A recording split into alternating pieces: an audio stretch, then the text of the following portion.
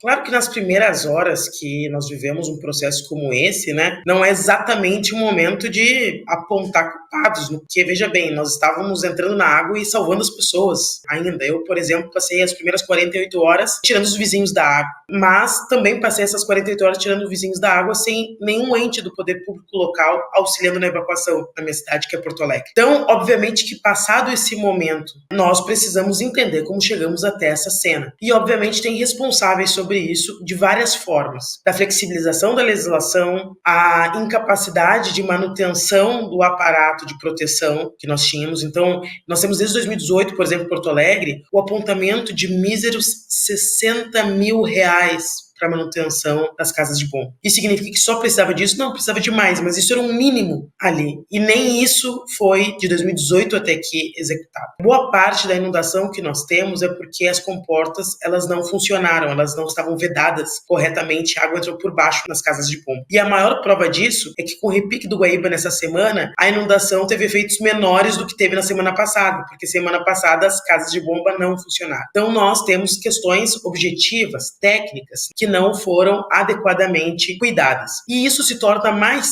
crítico ainda, ou mais absurdo, quando nós temos passado por diversos processos climáticos que exigiram e deram tempo para que nós pudéssemos ter tido ações sobre isso. Então, nós tivemos em setembro as cheias do Vale do Taquari, que impactaram Porto Alegre, uma parte do centro da cidade alagou já naquela oportunidade. Nós tivemos em dezembro fortes chuvas, que não tiveram impacto tão grande, mas que áreas de risco, em Porto Alegre especialmente, foram alagadas. Então, nós tivemos pessoas em Porto Alegre que tiveram a casa alagada em setembro, em dezembro. 16 de janeiro nós tivemos aquela forte tempestade que causou uma queda de luz generalizada em várias cidades pelo estado, cidades que ficaram 10, 12, 16, 22 dias sem energia, e agora em maio nós tivemos essa grande cheia. Então nós estamos numa sequência de eventos climáticos e nós não tivemos ação do poder público para isso. Isso se torna mais duro ainda quando em meio a esse processo nós tivemos inclusive o debate do orçamento do governo do estado para essa legislatura, porque foi em dezembro de 2023 que nós fizemos um debate sobre o orçamento do estado, projetando os próximos 4 anos sobre o seu orçamento. E nós fizemos